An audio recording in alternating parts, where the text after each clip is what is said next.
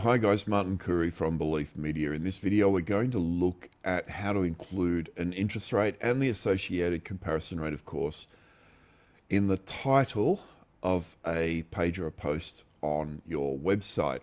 Now, before we look at that, a short time ago, we wrote an article called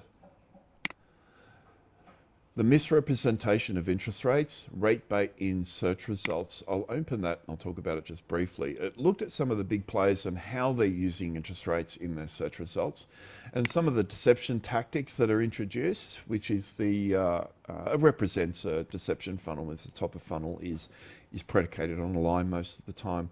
So we looked at a whole bunch of legislation. We looked at best interest duty, principles of professional conduct, the NCCP, and we lent on the DDOs, which is a design and distribution obligations, which specify how and when and what type of rates can be used and so on. So here we have savings.com.au, 4.74%, the relevance of that rate I'll talk about in just a moment. CanStar 499, Mortgage Choice surprisingly 499, Money 474, and Finder 499. Okay, 474, which was used twice just in these search results. At the time of publishing this, it was a green rate, right? So it wasn't available to the majority of purchasers or borrowers. So it violated DDOs in a fairly significant way. But the thing that surprised me was that nobody used the comparison rate. There were a couple. I forget who this was, but I think they included a comparison rate there or just didn't include it at all. So there are, but by and large, about 80% of all these comparison websites, even higher, don't use a comparison interest rate, which it violates the law, and a large number of them were using the green rate, which I don't like because first of all, it's illegal, but second, it's not available to the majority of borrowers. So your first contact with this individual is predicated on a lie. You know, someone calls you up and talks to you about the rate that's published in search results, the rate that initiated the contact in the first place, only to be told it's only available if you're doing renovations on your home and sticking on a couple of solar panels on your roof or something. Anyway, so we'll move on. I don't want to talk about that too much. I've just got an article up here, which is what is the real impact of a daily cup of coffee on your mortgage? That's what the title looks like. Now, just for the sake of the example, I'm going to take that out and I'm going to replace it with this. Rates from rate comparison rate. Now, rate placeholder is percent rate, percent, and comparison rate, percent, comparison rate, percent. The percent either side is just used with these placeholders. Where do you get the placeholders? From within your website, click on lender data or website lender data. This is from Yabba, sorry. And then select placeholders. Now the placeholders apply in, well, there's a large number of them. The primary placeholders are listed here.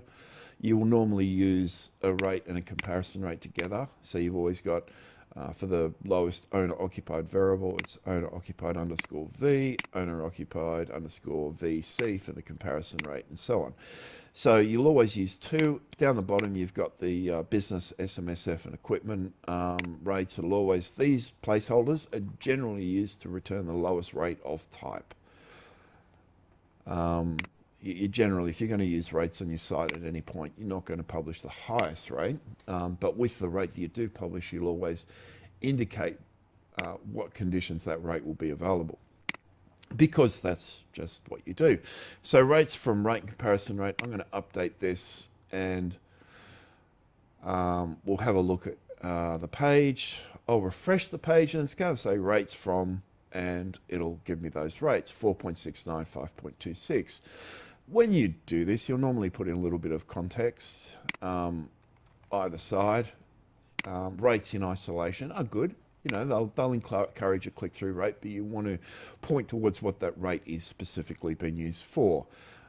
This video is not for discussing the application of this stuff. It's just for talking about how to include the rate. How you do so will probably be listed in our FAQ module. Now, the second way of including rates in or in the title of your page is with a short code. Now, there are a number of short codes that can be used. I think there's about 40 of them that all kind of do the same thing. A short code is a small snippet like that, which is bound by square brackets, and it starts off with a string of text and then an optional string of attributes that follow, and it'll be replaced by WordPress with dynamic content. So BMOO is Belief Media Owner Occupied. And I think the primary shortcode we use is BMReal, which does exactly the same thing. But, you know, these will be listed in FAQ, and I will list them on Yammer as well. So BMOO, rates from BMOO, that will simply be replaced with the lowest owner occupied rate available. I'll save that, and that'll give us a similar result. The only difference is we won't have to apply, you know, tricky placeholders, and we won't have to stick the brackets around the comparison rate and stuff like that, because it is done automatically. So I'll just refresh that. We'll just have rates from, there we go, 4.69, 5.26. So it's a little bit easier to use, but it doesn't give you the same flexibility that you got with rate placeholders, because rate placeholders you can modify to your liking. It's only ever outputting the number, keeping in mind that when a comparison rate is listed, it will always include the asterisk, and the interest rate and the comparison rate, any rate of any type, sorry, will always include the percent sign. So they're fairly easy to use, and certainly within your title, they're super simple and easy to use. So I'm just going to save that again. Otherwise, it'll stay like that forever. I'll probably forget to change it back. So there we go. If I refresh that, it's going to go back to the standard title. Now, rates can be used in a number of locations for a number of reasons.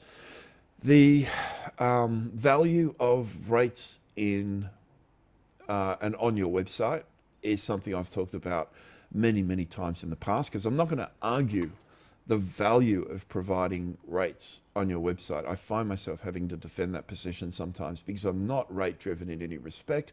As a broker, I was never rate driven. However, objectively, rates is what people want. You've got to be careful about how you use them, particularly on landing pages. But certainly within search results, they do make more of an impact than low rates. If you say low rates, that has a lesser impact than rates from 4.8%, you know, 4.98 comparison. That, you know, is persuasive, and when you define a value, you've got a means to actually compare. Low rates doesn't mean anything. It just doesn't. So look, that's that. There'll be more information on our website and our blog at some point. Certainly our FAQ will include details of this, and within the FAQ itself, I'll talk about some of the statistical data we've collected from having rates on and in titles and things like that. So, you know, you can expect all that stuff to be made available fairly soon. So if you want to talk about this, if you implement it and you have problems with it or whatever, give me a call directly on 0400 777 300. You can call or text me at any time. Our office number is 1300 235 433. That's 1300 Belief. And you can check out our website at beliefmedia.com.au. Thanks, guys. Bye-bye.